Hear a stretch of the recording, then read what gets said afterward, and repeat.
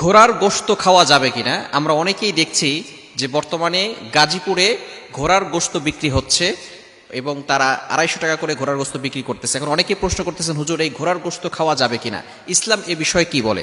নবীজি সাল্লাল্লাহু আলাইহি সাল্লাম প্রাথমিক পর্যায়ে ঘোড়ার গোশতকে নিষেধ করেছেন।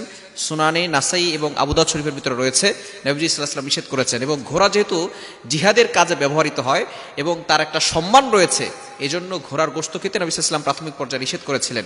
পরবর্তী সময় আবার খয়বার যুদ্ধের সময় গাধার গোশত খেতে নিষেধ করেছেন এবং ঘোড়ার গোশত খেতে নবী সাল্লাল্লাহু আলাইহি সাল্লাম অনুমতি দিয়েছিলেন।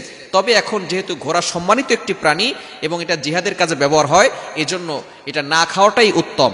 তবে এখন কেউ যদি এটা খায়, এবং যেহেতু বাংলাদেশে ঘোড়ার জিহাদের জন্য কাজে ব্যবহার হয় না, তবে অনেক পুলিশের কেন্দ্রীয় অফিসে এবং কেন্দ্রীয় জায়গাগুলোতে ঘোড়া পাওয়া যায় এবং এখন অনেক জায়গায় এটা সম্মানিত একটা প্রাণী, এজন্য এটা না খাওয়াটাই উত্তম।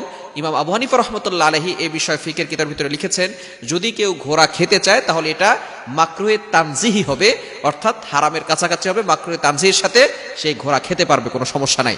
তবে অবশ্যই আমাদেরকে খেয়াল করা দরকার, যেহেতু একটা সম্মানিত প্রাণী, এটা না খাওয়াটাই উত্তম। এবং আমরা সব সময় প্রত্যেকটা জিনিস হালাল খাওয়ার চেষ্টা করব এবং হালাল অন্বেষণ করার চেষ্টা করব, হালাল রিজিকের ব্যবস্থা করার জন্য আল্লাহর কাছে দোয়া করব।